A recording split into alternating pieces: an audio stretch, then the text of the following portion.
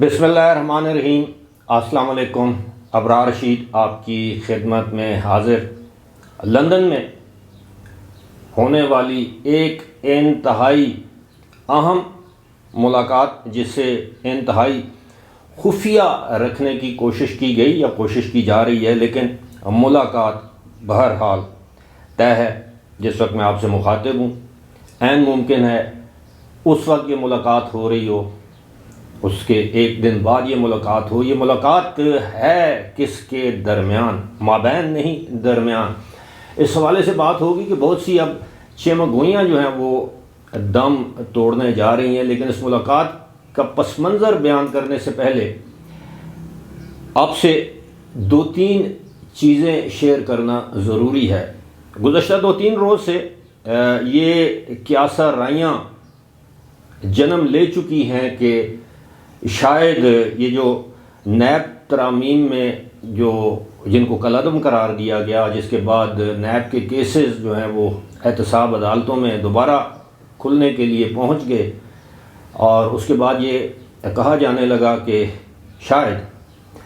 کچھ بڑی سیاسی جماعتوں کے بڑے سرکردہ رہنما جو ہیں وہ ایک مرتبہ پھر مشکل میں آ جائیں گے، ان کو دیوار کے ساتھ لگایا جائے گا، اور ساتھ ہی ساتھ یہ کہ اب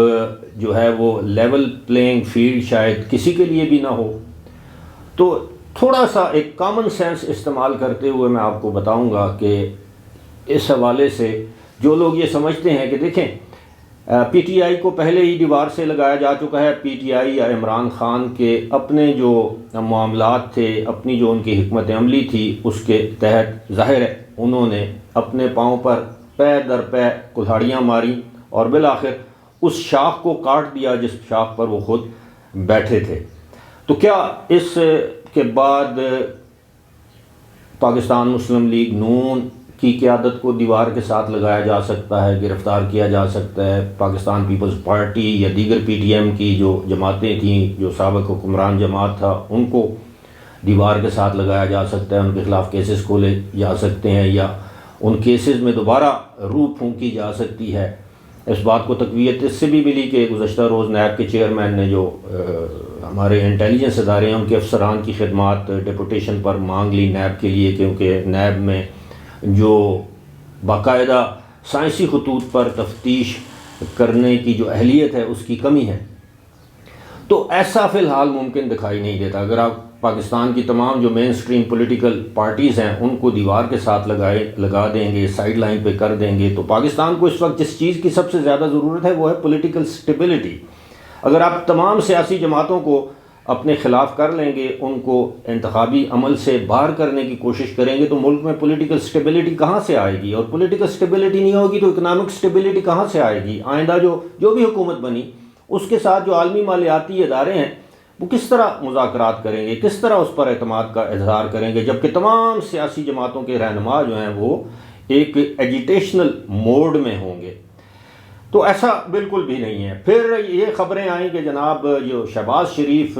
ایک دن پاکستان میں یعنی 24 دن قیام کرنے کے بعد 36 گھنٹے کے اندر اندر وہ دوبارہ لندن کے لیے روانہ ہو گئے، تو شاید اسٹیبلشمنٹ میاں نواز شریف کے اس بیان سے ناراض ہو گئی تھی جس میں انہوں نے جنرل قمر جاوید باجوہ، جنرل فیض اور سابق چیف جسٹس جو ہیں ثاقب نثار، آصف سعید کھوسہ اور دیگر ججوں کے نام لیے تو اور کہا کہ ان کا احتساب ہونا چاہیے۔ اسٹیبلشمنٹ ناراض ہو گئی، میاں نواز شریف ایک پیغام لے کر فوری طور پر لندن چلے گئے۔ میں نے اس پر ایک ویڈیو بھی گزشتہ روز کی تھی، لیکن اس میں بھی خدشات کا اظہار کیا گیا تھا جس طرح رپورٹ ہو رہا تھا، لیکن اب صورتحال یہ ہے کہ ایسا ہرگز نہیں ہے۔ میاں شہباز شریف کسی کا پیغام لے کر یہاں سے نہیں گئے، کوئی یہاں پر ناراض نہیں ہے۔ میاں شہباز شریف اس لیے گئے ہیں کہ مشرق وسطیٰ کی ایک انتہائی اہم شخصیت سے ان کی ملاقات طے ہو گئی ہے، جس نے آئندہ 2 دنوں میں برطانیہ کا دورہ کرنا ہے۔ یہی وجہ ہے کہ ان کو فوری طور پر نواز شریف نے طلب کیا اور وہ ایک میٹنگ میں موجود تھے، اور میٹنگ چھوڑ کر فوری طور پر 4 گھنٹے کے اندر اندر انہوں نے ٹکٹ کا بندوبست کیا اور لندن روانہ ہو گئے، اور اب لندن میں پہنچ بھی گئے ہیں۔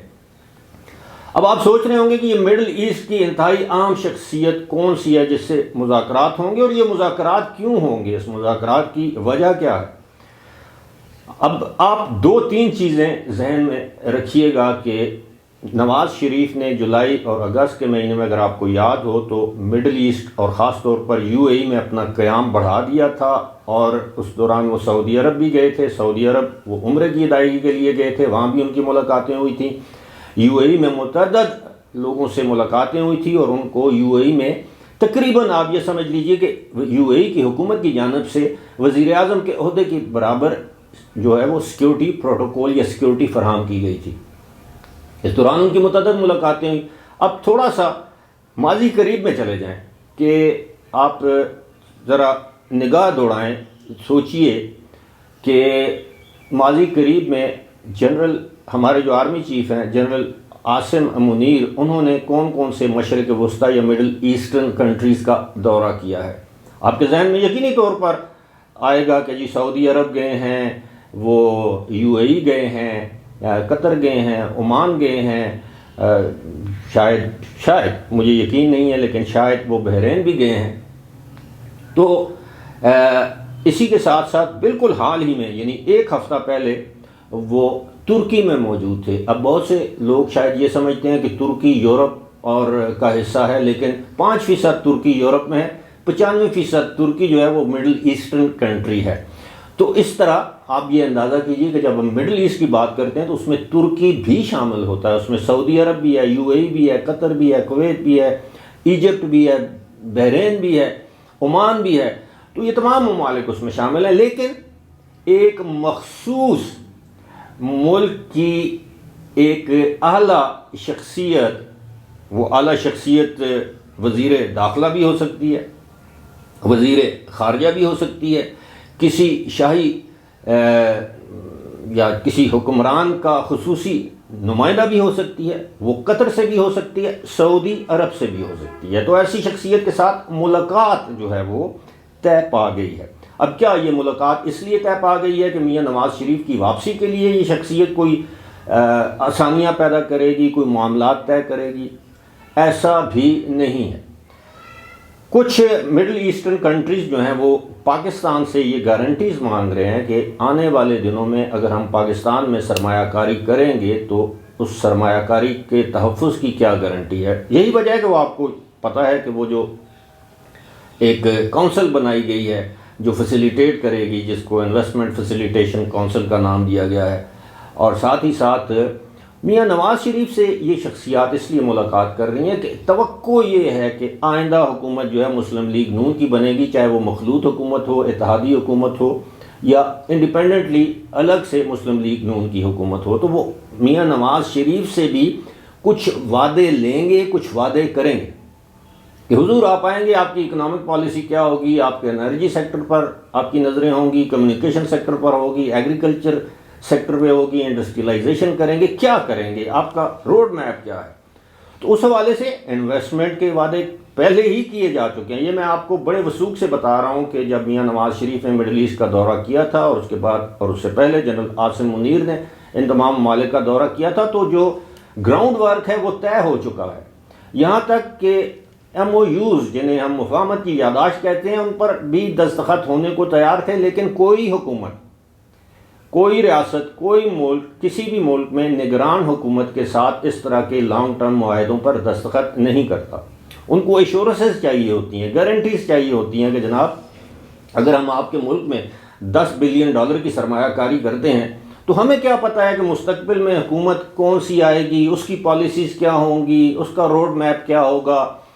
ان کی ترجیحات کیا ہوں گی۔ تو یہ سب کچھ کیونکہ ماضی میں لوگوں نے یہ دیکھ لیا ہے کہ سی پیک جو چائنا پاکستان اکنامک کوریڈور تھا، بڑی سائٹ دھاٹ کے ساتھ، بڑے بینڈ باجوں کے ساتھ اس کا آغاز ہوا، اور پھر جب حکومت کو تبدیل کیا گیا 2017 میں، میاں نواز شریف کی حکومت ختم کی گئی، اس کے بعد نون لیگ کی حکومت 2018 میں ختم ہوئی، اور اس کے بعد جو الیکشن ہوئے، پھر الیکشنز کے بعد سی پیک کا جو حشر ہم لوگوں نے کیا وہ اب سب کے سامنے ہے۔ تو پھر باقی لوگ جو ہیں وہ اس سے بڑے جو ہوتے ہیں خوفزدہ ہو جاتے ہیں۔ اب ظاہر ہے آپ کسی بھی کوئی شخص ایون کسی ایسے کاروبار میں 10-20 لاکھ کی سرمایہ کاری کیوں کرے گا جس کاروبار کے ڈوبنے کا خطرہ ہو؟ وہ تو ظاہر ہے تبھی سرمایہ کاری کرے گا جب اس کو اس بات کا یقین ہو جائے کہ جناب میں جو پیسے انویسٹ کر رہا ہوں اس کے عوض اگر مجھے منافع نہیں بھی ملتا تو کم از کم میری جو اصل زر ہے، جو میرے پیسے ہیں، وہ ڈوب تو نہیں جائیں گے۔ تو یہ ساری ایشورنسز ہیں۔ تو اب میرا ذاتی خیال بھی ہے اور میرا تجزیہ بھی ہے، ویسے تو پاکستان کی سیاست میں کوئی شخص حتمی طور پر تجزیہ دے نہیں سکتا، لیکن تجزیہ یہ ہے کہ اس ملاقات کے بعد صورتحال مزید واضح ہو جائے گی۔ جہاں تک محمد نواز شریف کے بیانیے کا تعلق ہے تو ان کے پاس اور کوئی آپشن ہی نہیں ہے کہ وہ اس بیانیے کے ساتھ اگر پاکستان میں آئیں گے، الیکشن لڑیں گے، انتخابی مہم چلائیں گے تو اس بیانیے کو شاید پذیرائی مل جائے، ورنہ اس کے علاوہ اور کوئی بیانیہ وہ لے کر آئیں گے تو وہ بیانیہ نہیں بکے گا۔ اور انتخابات اور انتخابی سیاست جو ہے وہ بیانیوں کی سیاست ہوتی ہے۔ جہاں تک بات یہ رہی کہ جناب اب ان کے لیے مسلم لیگ نون کے لیے بھی کوئی راستے مسدود کیے جا رہے ہیں، جس طرح بہت سے ہمارے اینکر حضرات یہ دعویٰ کرتے ہیں، تو ایسا ہرگز نہیں ہے، اور آپ یہ یاد رکھیے گا یہ وقت ثابت کرے گا۔ بہرحال فی الحال مجھے دیجیے اجازت، خدا حافظ۔